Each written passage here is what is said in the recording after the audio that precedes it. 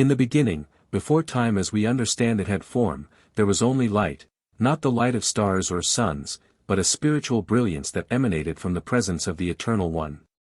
In that holy domain, untouched by sin or shadow, the heavens thrived in perfect harmony, and at the center of this celestial order stood a being more radiant than any other, Lucifer, the morning star. He was not created in evil or darkness. On the contrary, his beauty was unmatched, his wisdom profound, and his authority vast. The scriptures and ancient writings call him, the anointed cherub that covers, stationed upon the holy mount of God, walking amidst the stones of fire. His garments shimmered with gold and precious stones, sardius, topaz, diamond, onyx, jasper. Music flowed from within him, some say his very voice carried harmonies of heaven. He was not merely an angel, he was the pinnacle of created celestial beings. And yet, perfection bore within it the seed of rebellion. Among the ranks of heaven, no other being held the admiration that Lucifer did. He was admired, revered, even loved. But admiration can become a mirror, and over time, Lucifer began to gaze into his own brilliance rather than reflect the glory of the one who made him. What once was worship turned to pride. The morning star, designed to point upward to the Creator, began to believe that his light was his own. I will ascend into heaven, his thoughts whispered. I will exalt my throne above the stars of God. I will sit upon the mount of the congregation. I will ascend above the heights of the clouds. I will be like the Most High. It was not an act of war at first. Rebellion began in silence, a shift of posture, a change of intention, hidden in the heart. But heaven is not blind. The eternal presence sees beyond flesh and spirit, it sees thought itself. The Almighty perceived the pride that grew in Lucifer's core, and though divine mercy lingered, judgment was not far behind. Many believe that Lucifer acted alone, but the heavens testify otherwise. As his pride grew, he began to whisper to others. Some say he questioned the divine order, others claim he promised freedom from servitude. Whatever his words, they found receptive hearts. A third of the angelic host turned their gaze toward him, drawn not by love of truth but by the allure of power. The seed of rebellion became a movement, a quiet sedition beneath the very throne of heaven. But there is no throne above God's. The day came when silence broke. The heavens, once still and holy, echoed with a sound never heard before, war. Michael, the archangel, loyal and fierce, led the armies of the faithful. The clash was not of blades but of purpose and glory. Lucifer, now no longer adorned by holiness, rose in defiance, leading those once called brothers against the very order they were made to protect. It was not a battle of equals.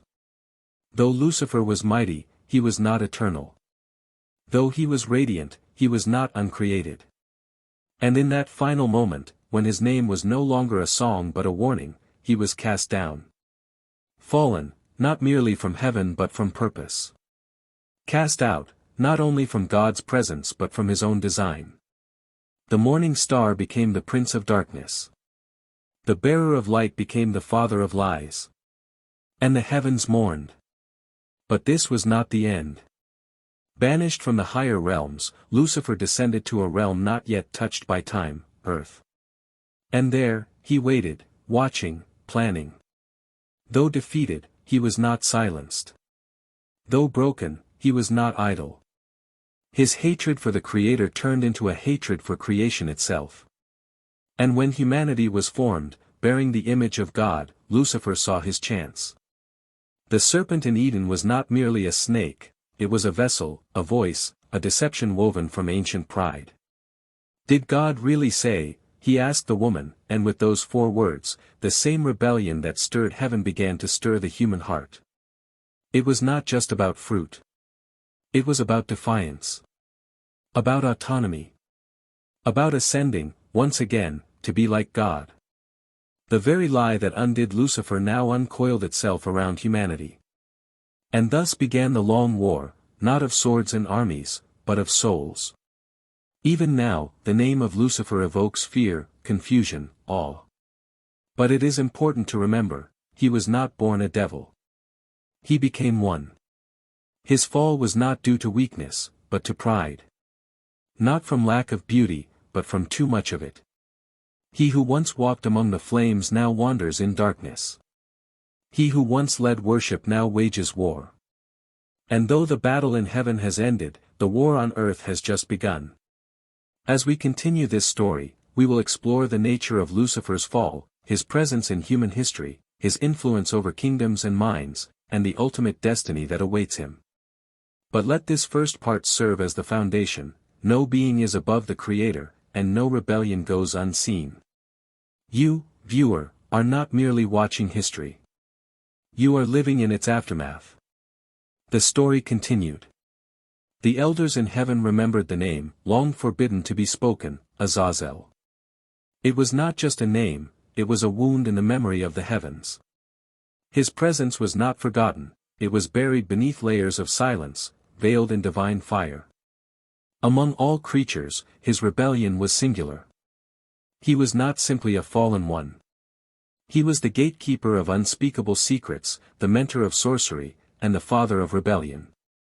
When the Watchers descended to Mount Hermon, it was Azazel who taught them how to seduce, how to forge weapons of war, and how to whisper to mortals the mysteries of the stars, distorting the divine knowledge. The Book of Enoch describes him in shadows, never as a beast with fangs or wings, but as something worse, a being clothed in light, yet blackened by desire. His beauty was once angelic, but his gaze was now a snare. When he walked among angels, even some hesitated, deceived by his shining mask. He gave humanity the power to destroy itself.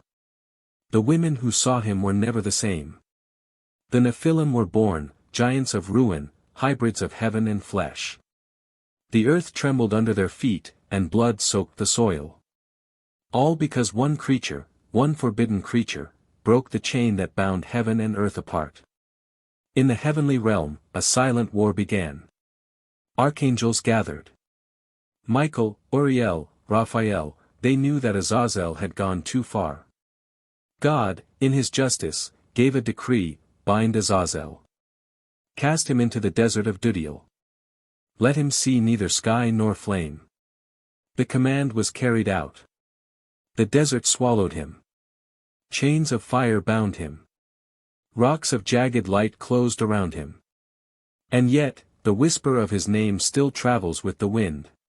And so the voice said, some say he is gone.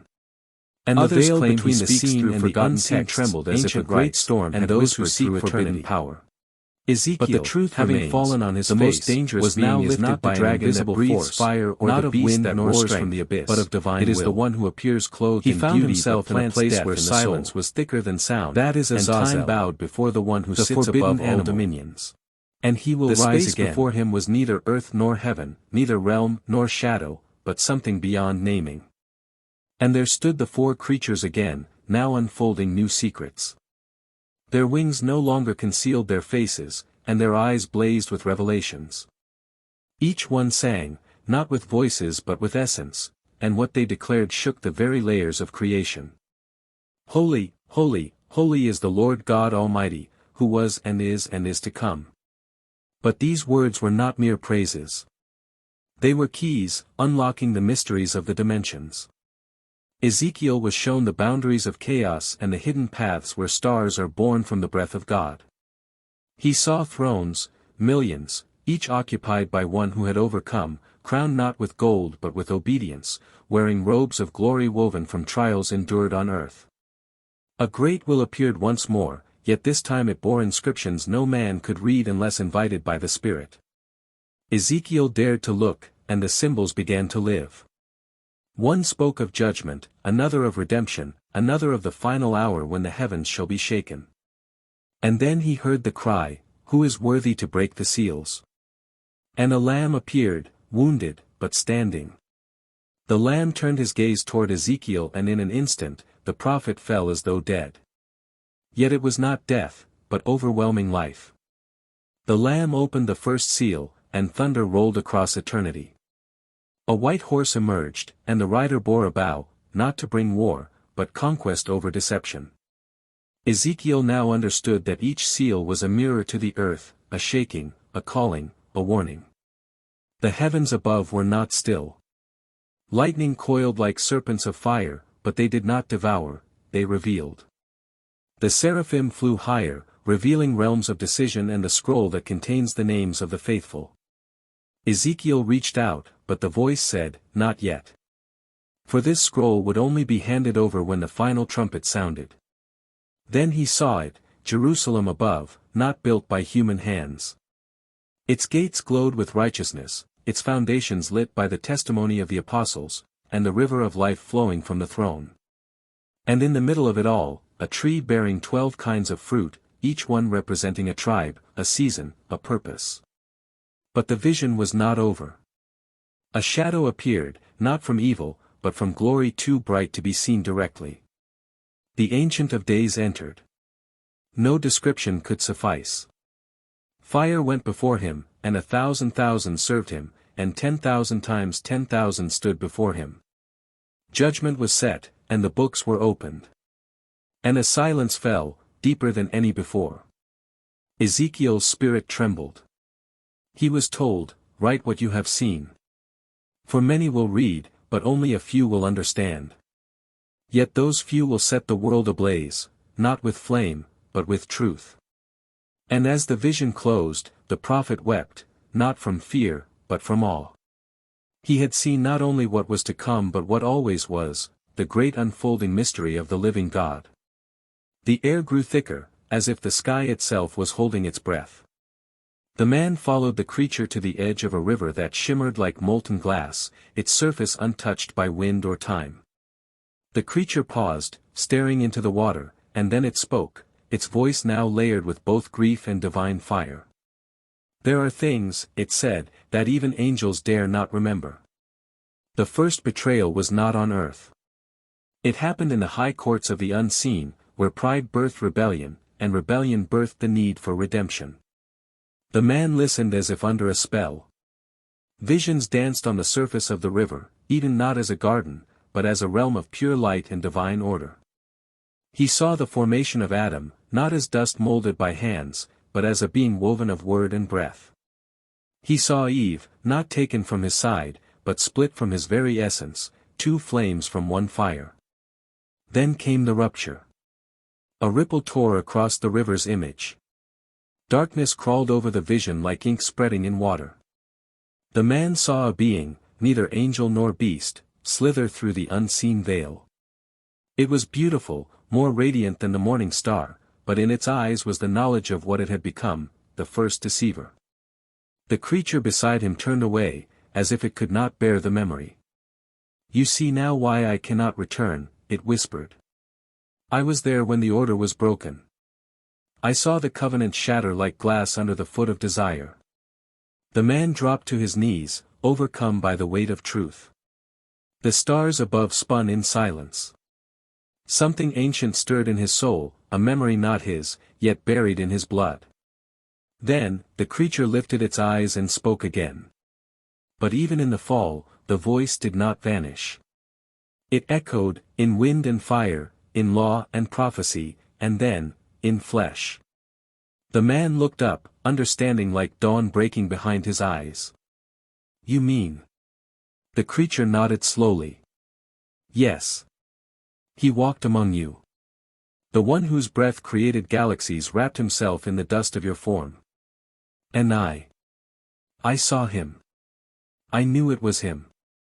A tear, or something like a tear, traced the fur of its strange face. I saw him walk into the wilderness where I had once slithered. But this time, he did not fall. He crushed the silence with his obedience." The man felt the earth shift beneath him. Subscribe to the channel, leave your like, had not only witnessed the end to discover the mystery behind the final seal to unfold. And when the silence of the heavens reached its peak, a single voice emerged from the fire, a voice that spoke not to the ears, but directly to the soul. It declared, "Come forth, child of dust and breath, for the veil is torn." The flame burned blue and gold, and through it, the watchers saw what no mortal should witness. A chamber of judgment stood in the heart of the upper heavens, surrounded by creatures of glory whose names were forgotten even in the days of Adam. There, seated above the whirlwind of galaxies, was one who bore the fullness of divine authority, the Ancient of Days, robed in light unapproachable. The seraphim circled him in silence, not even daring to whisper, and from his mouth came decrees that unraveled the works of nations. He spoke of times before Eden, of rebellions older than the serpent, and of covenants written not on stone, but on the foundation of existence itself. The soul of the narrator was drawn forward, pulled by the gravity of truth. The floor beneath was transparent crystal, and beneath it, the stories of mankind played like echoes, wars, triumphs, betrayals, prayers whispered in dark rooms, tears shed in silence. In the chamber, scrolls were opened. They were not books of law, but living records of purpose, showing what could have been, what is, and what must come. Each soul's thread wove into the great tapestry, and those who turned away from their calling had their threads burned by holy fire. The narrator saw his own name etched in the margins of destiny, flickering like firelight on a wet wall. He understood now, he was not a spectator. He had been summoned. A voice beside him, familiar and eternal, whispered, "You have walked among shadows and light, but now you must decide. Will you speak the truth when the earth shakes? Will you carry the fire when the world grows cold?" The great trumpet was raised, not to sound war, but to awaken those sleeping under layers of comfort and lies. The heavenly courtroom roared in response, and the names of the chosen resounded like thunder. He turned and saw the seven thunders preparing to speak, not with words, but with events. Each thunder was a moment in time, a shaking of nations, a revealing of secret things, a fall of false towers, and the rising of an unnamed remnant. He remembered the forbidden animal. Its image was shown again, but now it was not only chained, it was branded, scarred by attempts to control it. A voice declared, "This is the heart of man, twisted by knowledge without wisdom." He fell to his knees. Then the final mystery was revealed, a mirror held by an angel of uncorrupted light. The mirror showed not reflections, but intentions. What one truly desired, feared, and worshipped. Many saw themselves and wept. Few stood unshaken. The narrator closed his eyes, not in fear, but in surrender. Not to power, but to purpose. For the journey was not to escape darkness, but to bring the light into it. Subscribe now and like the video to help this message reach more souls. The mysteries of heaven are being revealed, and you are a witness to truths that have been hidden for generations. The silence of heaven was pierced by a sound that had never been heard before, a sound that carried the frequency of creation itself. It did not echo like thunder or whisper like wind, it resounded as a perfect harmony that aligned every soul, every angelic being, and every celestial construct to a divine focus. The forbidden animal stood now at the edge of the eternal wellspring, a place where time melted into light and light became voice. The waters of the wellspring revealed to it memories not only of its life but of the entire history of the cosmos. The rivers told stories, ancient and immense, that no being had dared record. And then, the final trial came, not by sword, not by fire, but by recognition. One by one, each of the archangels approached. Not as judges, but as mirrors. Uriel, the flame of wisdom, looked into the creature and saw no deceit. Raphael, the healer of wounds, found no trace of hidden poison. Gabriel, the voice of God, heard in the creature's presence the echo of the first breath of man. And Michael, the warrior, placed down his sword, for he sensed no rebellion, only truth.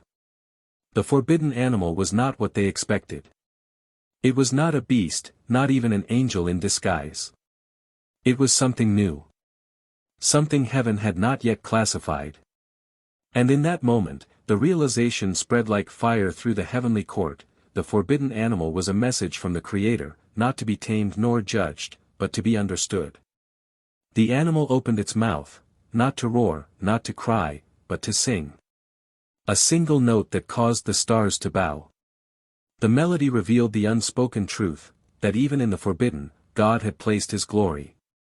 That no law, no tradition, no barrier could contain the infinite creativity of the One who made all things. And from that song, new scrolls were written, scrolls made of light and fire, stored in the chamber where only the Lamb could enter. These were not laws, but revelations. The animal was now not just permitted to stay in heaven, it became a part of the divine memory of heaven itself. Its essence, its journey, and its truth were etched into the crystalline fabric of the heavenly archives. The seraphim, once unsure, now danced around it. The cherubim, once watchful, now played alongside it. The elders, once skeptical, now stood in reverent silence.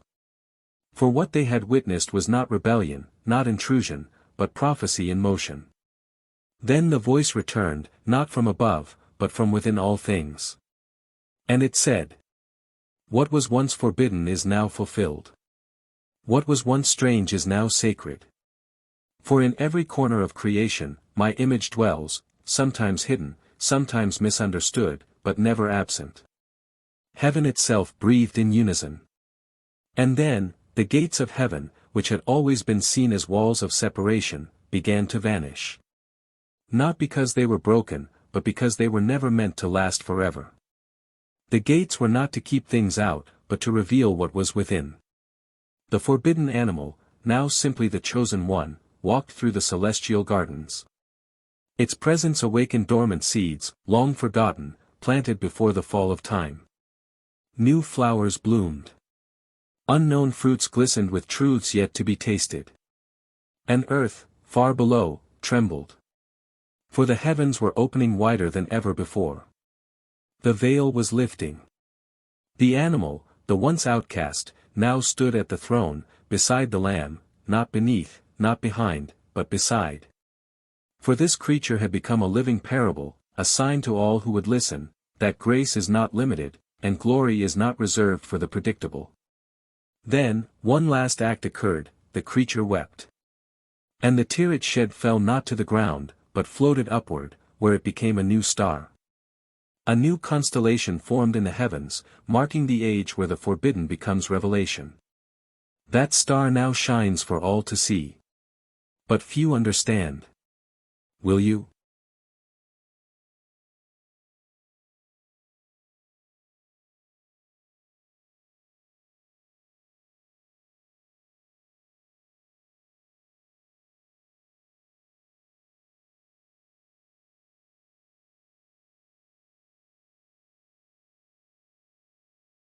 The darkness around the forbidden animal grew heavier, as if the very skies mourned the choice that had been made. Lucifer, once the most radiant of all created beings, had been cast out not merely for rebellion, but for violating a cosmic law deeper than any decree. He had become what he was never meant to be. The echoes of his fall reverberated through realms seen and unseen, shaking the very fabric of reality. In the aftermath of the great war in heaven, silence took hold. But it was not peace, it was the stillness after a storm, the eerie hush that precedes further devastation. The heavenly host had returned to their ranks, grieving not only a loss but a transformation. Lucifer was no longer a name that could be uttered with reverence. He was now a symbol, a warning, a shadow of what pride could do to even the greatest of beings. On earth, his influence began to unfold like a dark mist. Subtle at first, whispers, doubts, desires gently coaxed into disobedience. The forbidden animal had taken form not only in the fall of Lucifer but in the unraveling of mankind's innocence. For as Lucifer had once stood before the throne and turned away, so too would man face the divine and choose the serpent's voice. The parallel was no accident, it was a continuation. He did not roam as a beast of chaos immediately. No. He wore many masks, mimicked light, masqueraded as wisdom, beauty, power. He appeared in dreams, in philosophies, in the quiet moments where humans questioned their creator. And all the while, he remembered. He remembered the music of heaven, the blazing glory of the throne room, the scent of celestial incense and the chorus of praise that once poured from his own being. Now, his music twisted itself into confusion. Where there was once harmony, now echoed dissonance and decay. But the story does not end in his triumph. For as he moved through history, whispering to empires, tempting prophets, corrupting kings, he was being watched. Every motion, every deceit, every breath of false doctrine was observed by the one who had never left the throne. The war was not over, it had only changed battlegrounds. In a moment known before the foundation of the world, the plan of redemption moved into place. From the very bloodline he sought to corrupt, would rise a Redeemer. One born in humility, but armed with eternity. Lucifer trembled not at the manger, but at the cross. He understood something the world did not, that humility was more powerful than pride, that sacrifice could undo what rebellion had begun. And so, when the cross was raised and the heavens darkened, it was not just the death of a man. It was the crushing of the forbidden animal's final hope. The chains had been broken, the curse reversed, the deception exposed. The veil between heaven and earth was torn, and the authority he had stolen was reclaimed. Now, in the present, he prowls. Not in victory, but in desperation. Like a serpent whose head has been crushed but whose tail still thrashes. He seeks to drag down as many as he can before the final judgment. But his time is short. The heavens have declared it. The throne is secure. And the Lamb who was slain now reigns with eyes like fire and a voice like rushing waters. You who hear this story, understand, the forbidden animal still whispers. He offers kingdoms, pleasures, knowledge. But his voice carries the weight of 1,000 shattered destinies. You are not immune. But you are not abandoned. There is a greater voice, calling, reaching, shining like the morning star in the dark sky. Choose that voice. And remember, this isn't just mythology or poetry. This is reality wrapped in mystery, revealed to the humble, hidden from the proud. You are part of this story now. You decide how it ends for you. If this message stirred something in you, share it. Like it. Let it reach someone else who's caught in the whispers of the forbidden. And if you haven't yet, subscribe and stay connected to this channel where light breaks through even the darkest revelations. Until the next unveiling, stay watchful, and never forget the truth.